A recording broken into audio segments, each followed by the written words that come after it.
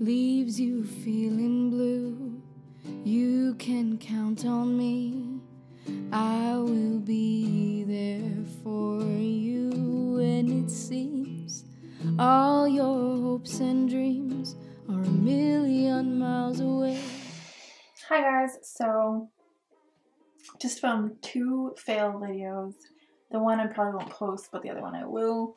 I'm going to start off by using this Ordinary high adherence silicone primer. This is one of my favorite primers. Yeah, so one of them I will post tomorrow because it was actually subscriber requested. She literally messaged me at like 2 o'clock in the morning. And I don't know what time it was her time. But I was really excited for it, and I really wanted to make it work, but it just didn't, dude. It didn't at all. Anyways, I'm feeling a little bummed out, so I would like one video to work, and I have to do my makeup to film the intro for that one, so here I am. You guys are always asking for chit chat, get ready with me videos, so I'm going to attempt. I'm using the MAC Studio Fix foundation in the shade NC15, and I believe this is a Maybelline sponge. I absolutely love it. I know a lot of people don't, but it's really soft. So, not like I have anything to talk about because I don't leave my house. I just stay home, eat, and grow pimples. I film videos every single day now, and I'm uploading every single day, which I'm going to do regardless because I feel like I need to do something to feel like I matter in the world. But it's not really getting a lot of love, like view-wise. Pretty much every single video gets like 500 views. And I have over 11,000 subscribers. So it's not great odds, but I mean, I don't really do it for the views. I, do it for the people those 500 people who watch every single video, One thing I don't like about this foundation is I feel like I need to use so much. I know it's because of the sponge, but oh my goodness. It's too expensive for all that. These pimples are huge. Whilst I've never had skin this bad, I have been trying to follow my skincare routine a little bit better, but it's really hard when you have to crawl everywhere. And all my skincare is upstairs and I'm downstairs.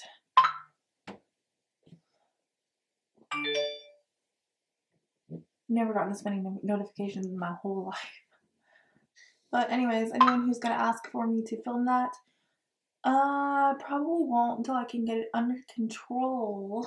I'm not gonna film a skincare video with 10,000 pimples on my chin.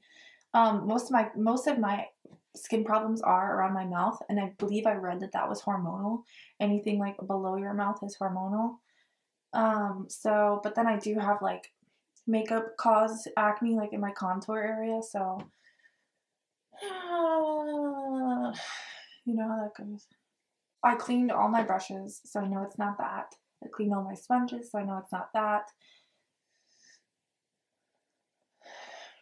Alright, so I'm going to cream contour with the Cologne Cosmetics Stick Foundation in the shade Extra Dark, like I do every video.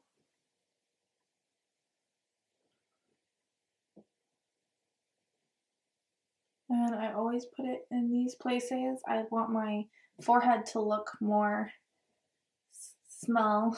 I've got a pretty big forehead. And I want my cheeks, my huge cheeks, I want them to look smaller. I want my nose to look shorter. And I want my double chin to disappear.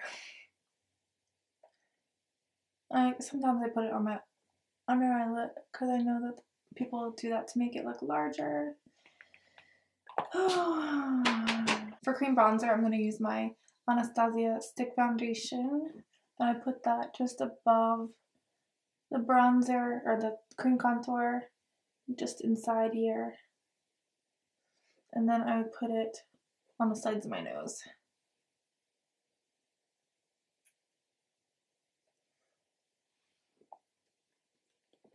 I'm really sorry if I don't seem like as energized or anything like that. It's not that I'm like not happy, it's just I haven't left my house in so long, you know what I mean?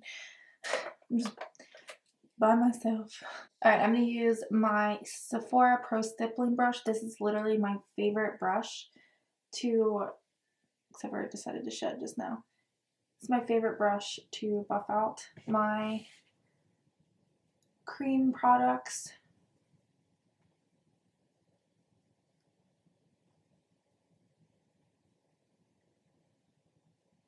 Anyone who is watching this and is worried about where it's going to lead, don't. I get it together in the end.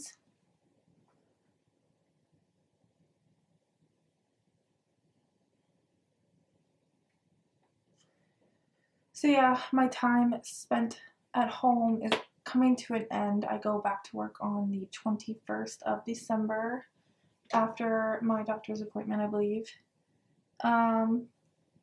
So yeah, life will resume. The only shitty part is like I get to go back to work, but I don't get to like do normal things like drive. I drive a stick shift and they're not going to release me to drive for like 6 months. So that's not fun. So now I have to figure out how to get to work every single day for the next 6 months. But I really think that getting out will help me. I just worry about, like, because now when I go grocery shopping, it fucking swells up so bad. Did I even tell you guys about how I fell? It's literally the most anticlimactic story ever.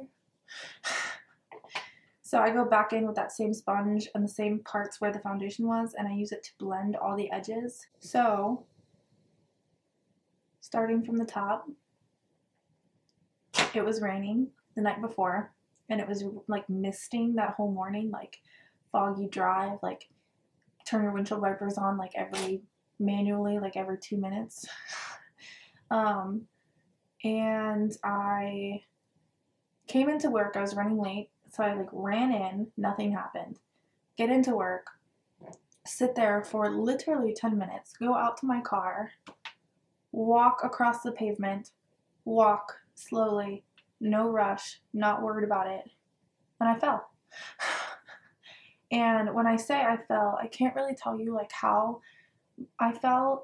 The doctors kept asking me like, well, do you know how you landed? No, I have no idea, because all I could think about when I was falling and when the whole thing happened, and I guess I just picked myself up back like instantly and don't really recall anything except for the pain at that point. But when I had fallen, the only thing I was thinking about was this pop that I heard. I knew it wasn't good. I didn't think that I broke it. I didn't think I broke it until I tried to stand on it. Whew. But, so I heard the pop, and I'm like a really klutzy girl. I'm 5'10", like there's a lot of me. So I fall a lot. I'm like known for falling and dropping something at all points.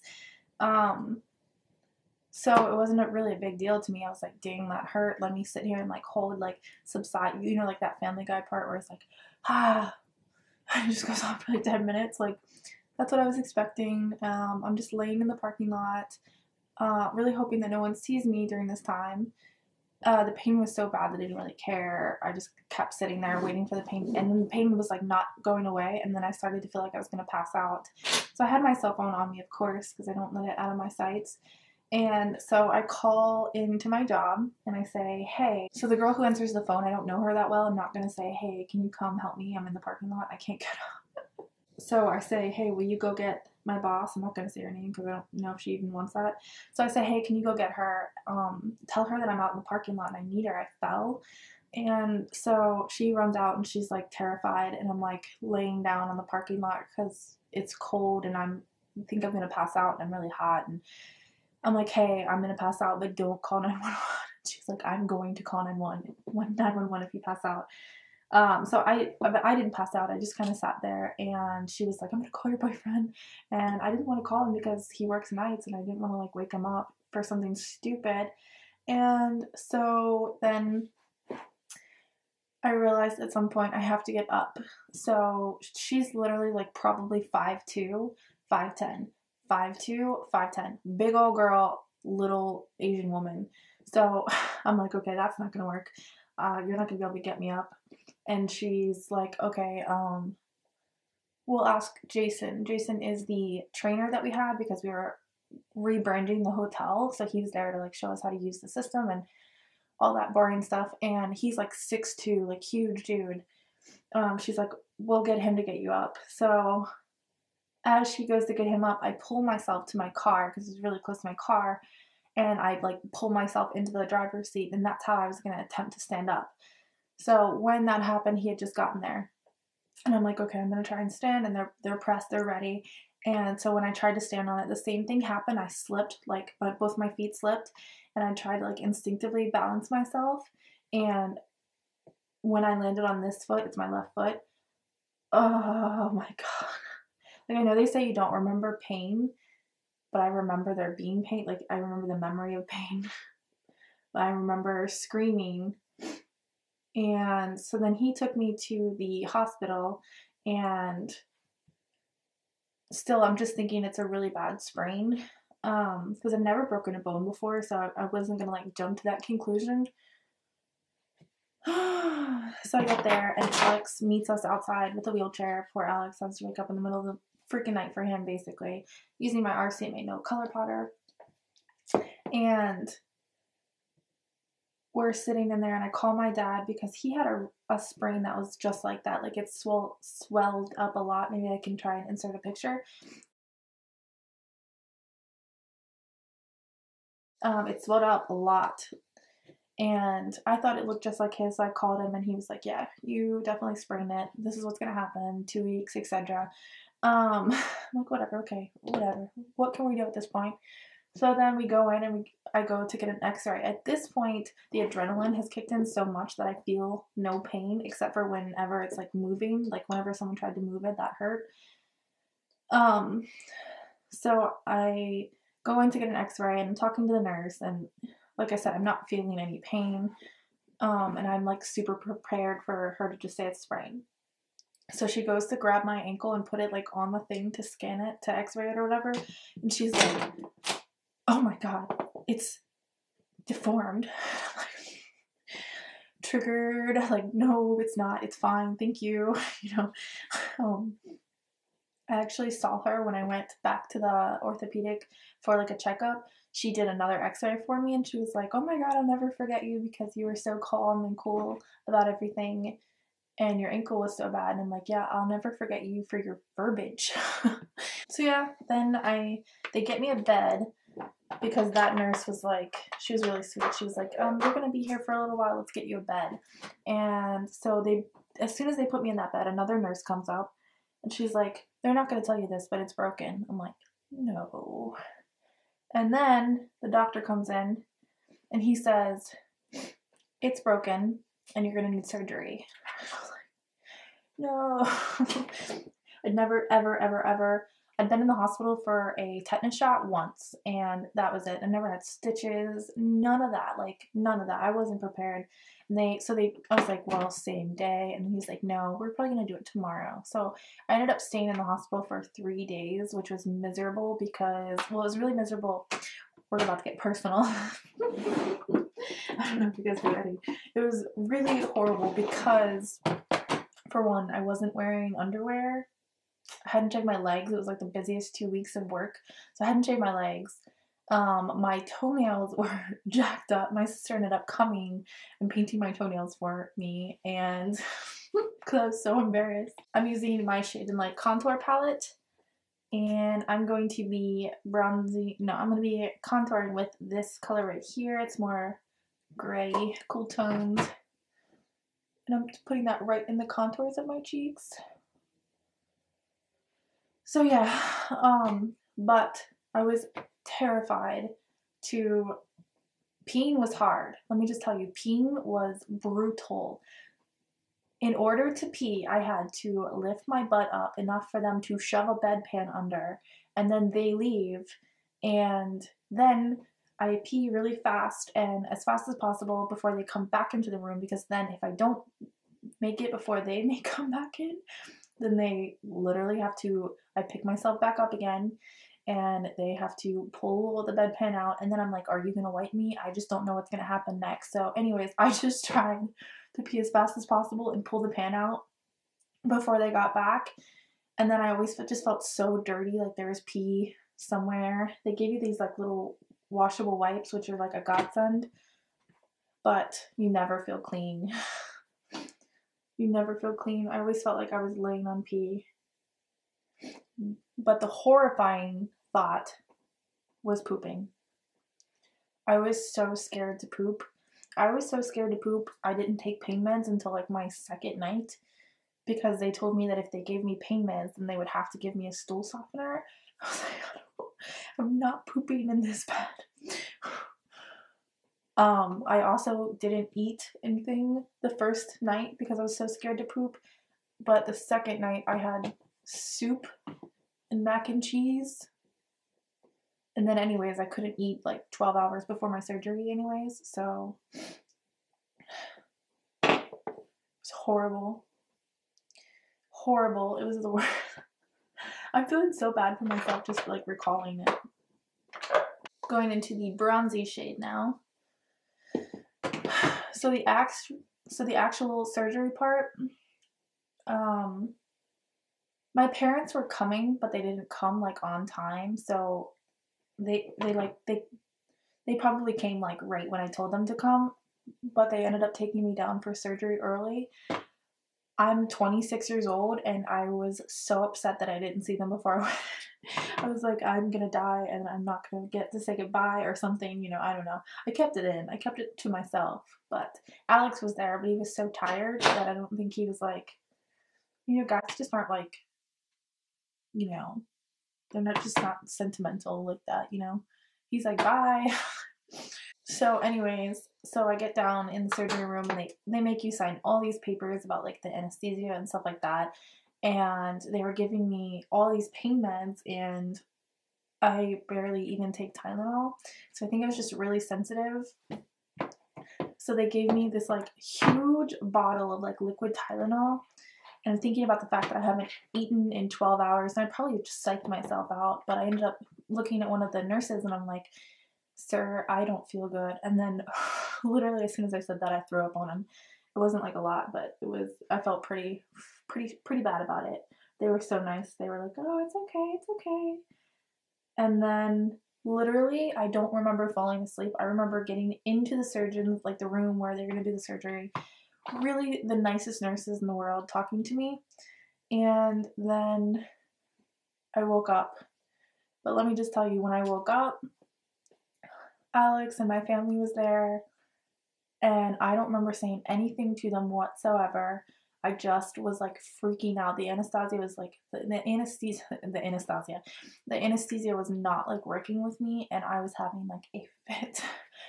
I was freaking out about my nose tubes. I remember that, but I just remember like being really mean to the nurse and like just acting like no one was, I don't know, nothing was good enough. And when I woke up, I guess they put me to sleep. I guess they gave me pain meds or something, but when I woke up, everyone was gone.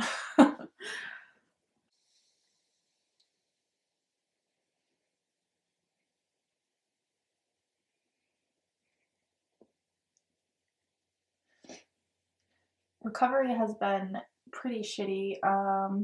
The weirdest thing that I didn't expect, like the pain from the surgery was different than the pain from like the breaking. So I definitely preferred that pain, to be honest. But when I had a cast, a hard cast, when I first got out, and it was really hard to get around. So that was frustrating for me, and like taking baths with one leg out sucked. But the worst part was for me was like they didn't really explain this to me, so when it was happening, I didn't know, and because I couldn't get to my foot, it felt like the skin was like ripping apart under there, and this is like towards my foot, so, and I knew I didn't have surgery on my foot, so I thought, I don't know, I thought like maybe I was having like a rash in there or something. What was actually happening is when they do the surgery, they're cutting into like nerves and stuff, so your nerves like literally start to die, I guess, and it creates like a burning sensation. And when it first started happening, like I didn't cry the whole time that any of this was going down. I did not cry until the night that that burning started. Because I just, oh, it was horrible. I'm going to use this peachy blush. No. Just kidding. I'm going to use just a little bit of this blush right here. So that feeling has pretty much gone down. The only time I really feel that is at night when like blankets are touching my foot. So I really sleep with one foot out.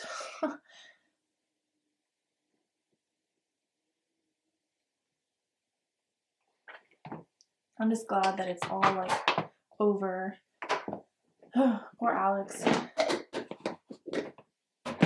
Having to do like everything by himself. Alright, I'm going into the 24 karat palette. If you haven't seen my review on it, I absolutely love this one. I probably won't even pick up the Platinum Ice one now because I just love this one so much. I'm using Sarcophagus and I'm going to use it all over my face.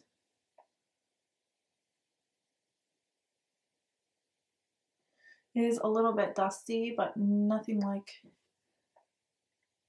awful. Do you see this?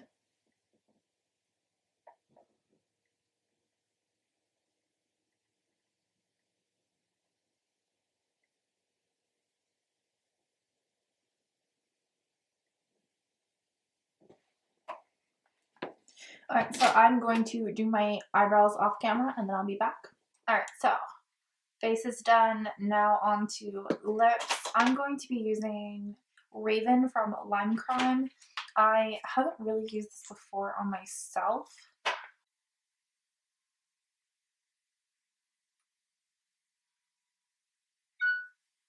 I have worn Lime Crime's liquid lipstick before and it's gotten really dry, so I'm trying to be really careful to make a thin layer so that doesn't happen.